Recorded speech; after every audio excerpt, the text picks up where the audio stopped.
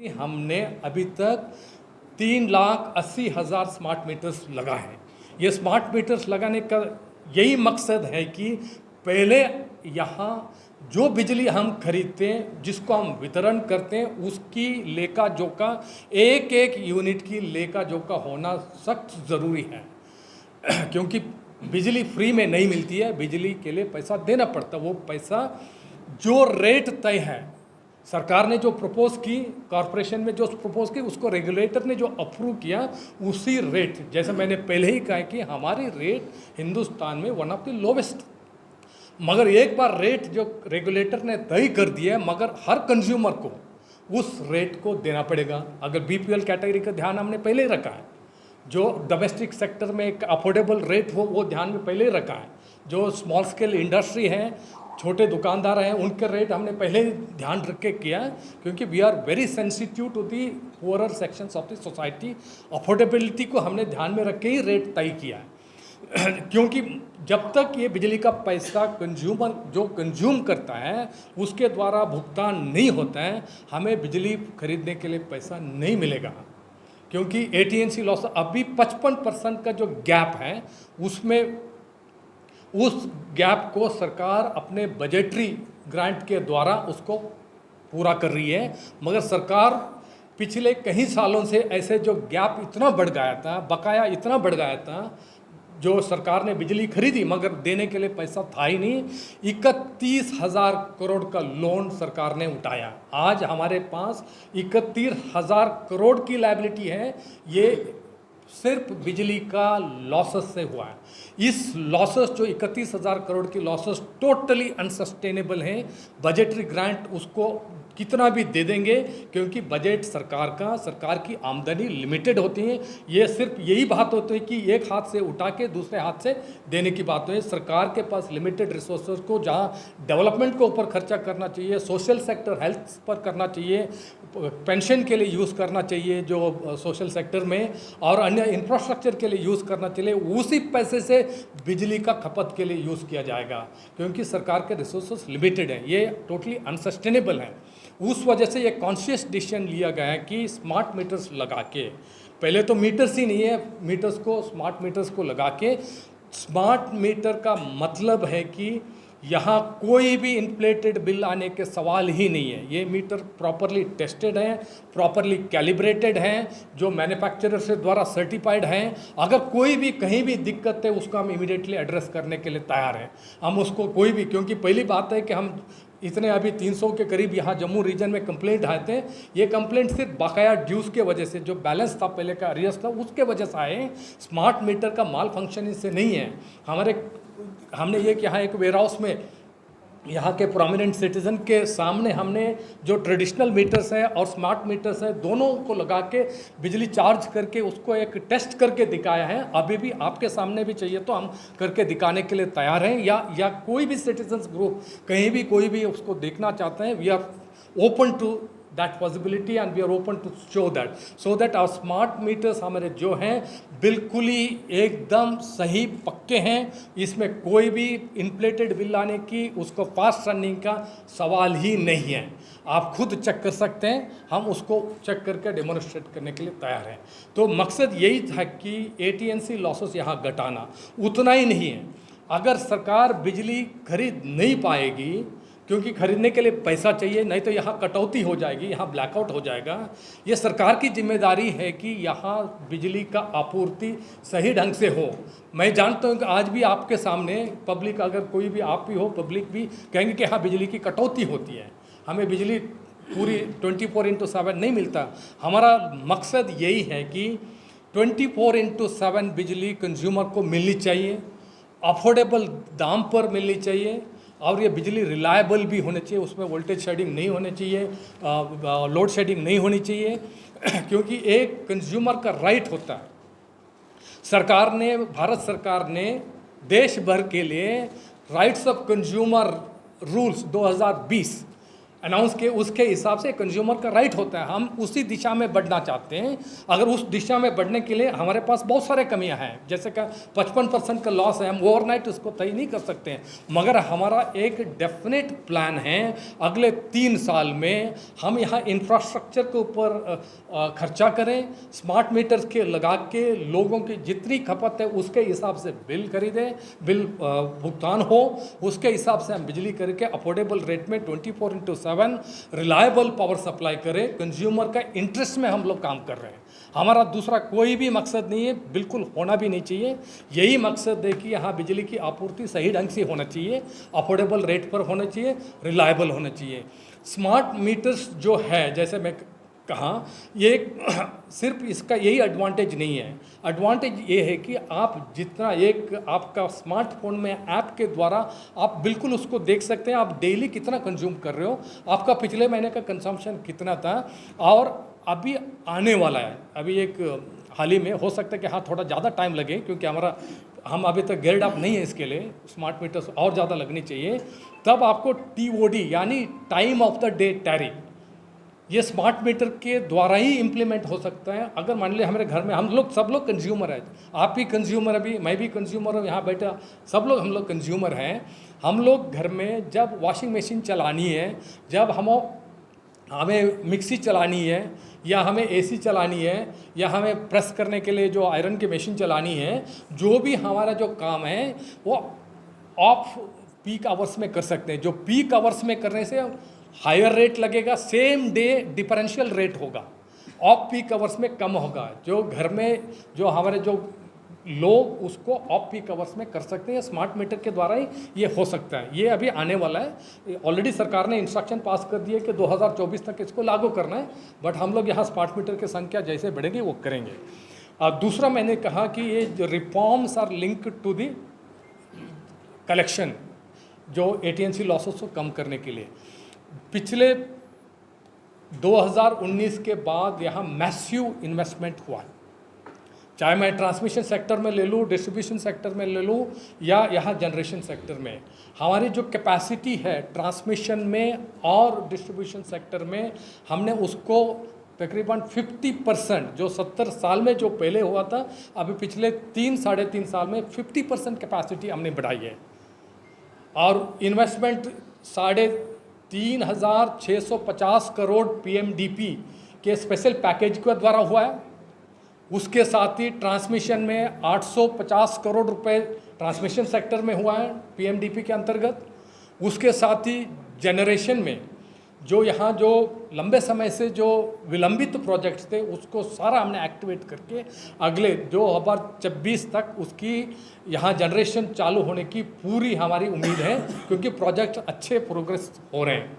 उसके साथ ही यहाँ के जो PPA का अरेंजमेंट, एक सबसे बड़ी बात, अहम बात मैं आपको कहना चाहता हूँ, जम्मू कश्मीर में पावर की किल्लत बहुत ज़्यादा है।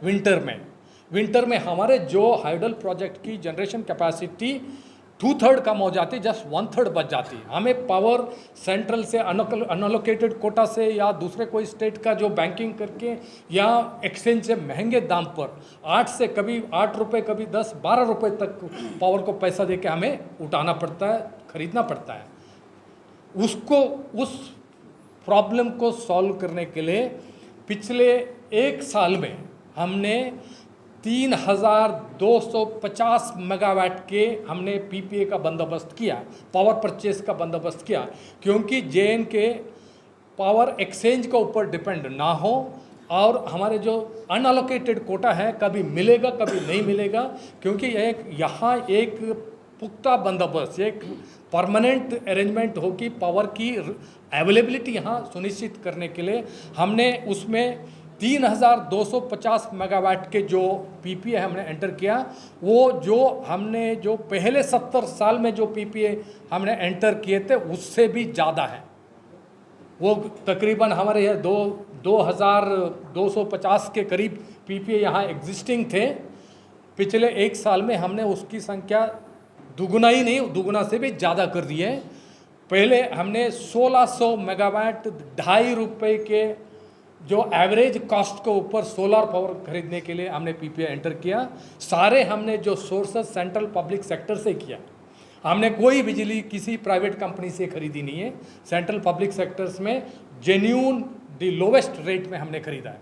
हमने जो हाइडल पावर के लिए 900 मेगावाट की पीपीए के बंदोबस्त किए, वो हमने हमारे ही जो कंपनी है यहाँ जो जेके पीडीसी है, और उसके साथ ही हमारे जो जेवी कंपनी है सीबीपीपीएल, जो एनएचपीसी के साथ हमारी जो 49% स्टेक जेएनके गवर्नमेंट की है, उसमें उसी कंपनी से हमने, वो भी हमने 4.5 रुपये से कम, किसी में 3.5 रुपये 90 पैसे, किसी में, सारे प्रोजेक्ट में हमने किया कि 4.5 रुपये से कम। ये 4.5 रुपये सारे देश भर में सेंट्रल गवर्नमेंट का मिनिस्ट्री ऑफ पावर का एक मानदंड है कि 4.5 रुपये से एक पावर को माना जाता है कि एक अफोर्डेबल पावर है, उससे ज़्यादा होने से महंगा। हमने कोई महंगा पावर खरीदा नहीं, हमने कम से कम दाम पर हमने अरेंजमेंट किए।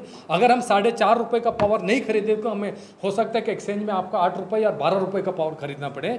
जो भी डिसीजन हमने लिया, हमने लॉन्ग टर्म इंटरेस्ट में ही लिया।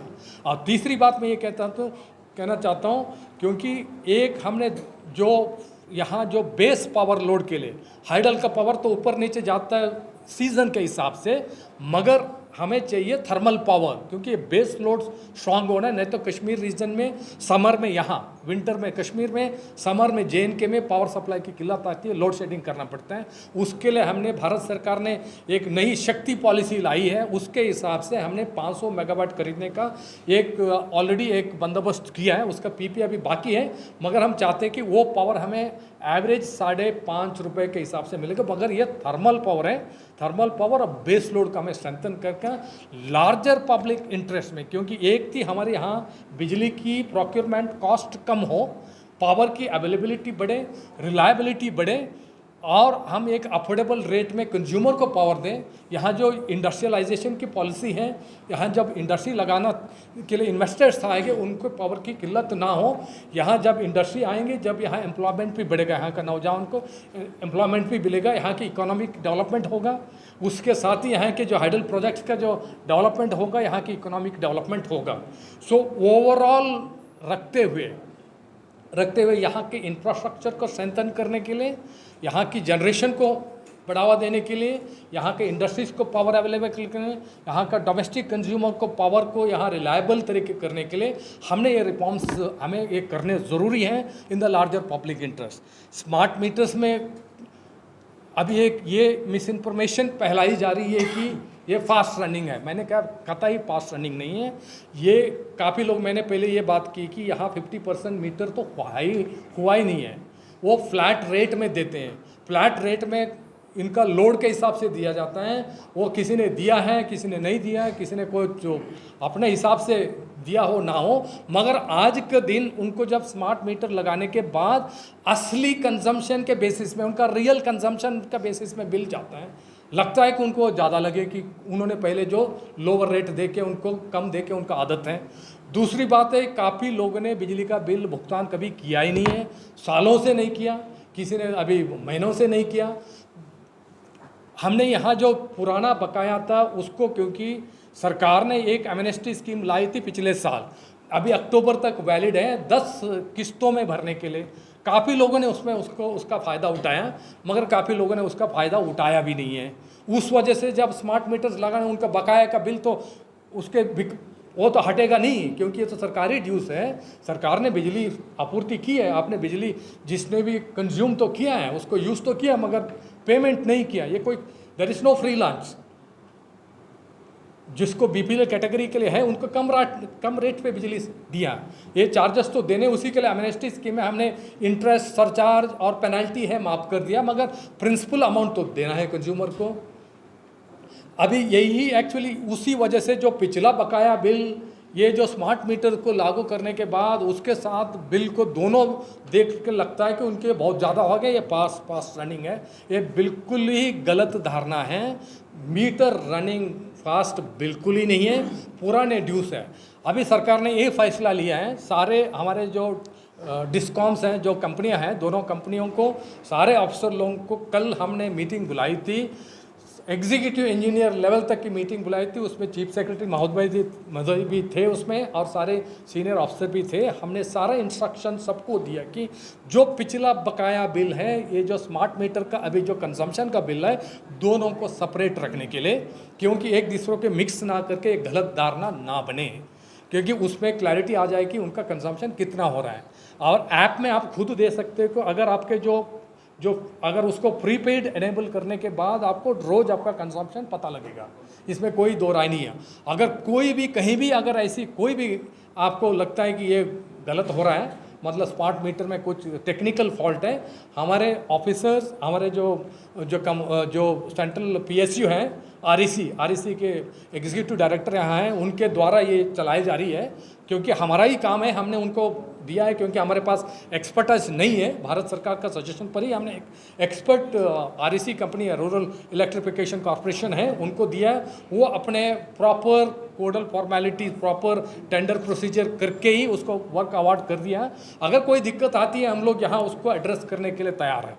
तो मैं ओवरऑल आप लोगों से, मैं सारी आपके माध्यम से यहाँ के जो जम्मू एंड कश्मीर के सिटीज़न से मैं अनुरोध करना चाहता हूँ, ये कदम आपका इंटरेस्ट में है, आपका लॉन्ग टर्म इंटरेस्ट में है। आप शॉर्ट टर्म इंटरेस्ट को मत देखिए। आपको यहाँ पावर एक रिलायबल, अफोर्डेबल 24/7 बेसिस में एक अच्छी पावर सप्लाई आपको मिलनी चाहिए। यहाँ इंडस्ट्रियल डेवलपमेंट होनी चाहिए, एम्प्लॉयमेंट बढ़ना है, यहाँ बिजनेस अपॉर्चुनिटीज़ बढ़नी है, यहाँ टूरिज़्म डेवलपमेंट होने, यहाँ टूरिस्ट लोग आने हैं, और यहाँ के जो इंडस्ट्रियलिस्ट हैं, यहाँ के जो कमर्शियल वेंचर्स देखते हैं, वो भी ये जनरेटर चला के बिजनेस तो नहीं कर सकते हैं। यहाँ के होटल्स जो टूरिस्ट आते हैं, जनरेटर चला के आप ना प्रॉफिट नहीं कमा सकते हैं। इसके लिए एक रिलायबल पावर होने के लिए भुगतान करना, जो कंज्यूम करता है उसका एग्जैक्ट अमाउंट पूरा भुगतान करना बिल्कुल ही ज़रूरी है। उसी मकसद से जब तक पूरा भुगतान कंज्यूमर नहीं करेगा, हम पावर खरीद नहीं पाएंगे। अगर हम लोग पावर नहीं खरीद पाएंगे, यहाँ ब्लैकआउट होगा। ये सरकार की जिम्मेदारी है कि इसको एनफोर्स करना, कंज्यूमर को समझाना और जनता को समझाना, अवेयरनेस क्रिएट करना। यहाँ की सिविल सोसाइटी है, पढ़े लिखे लोग हैं, उनसे मैं अनुरोध करता हूँ, उनको मैटर को सही ढंग से समझे, और ख़ासकर आप लोग उसको सही ढंग से समझ के इसको लोगों के सामने एक्चुअल रियल पिक्चर का आप लोग पेश करें। धन्यवाद।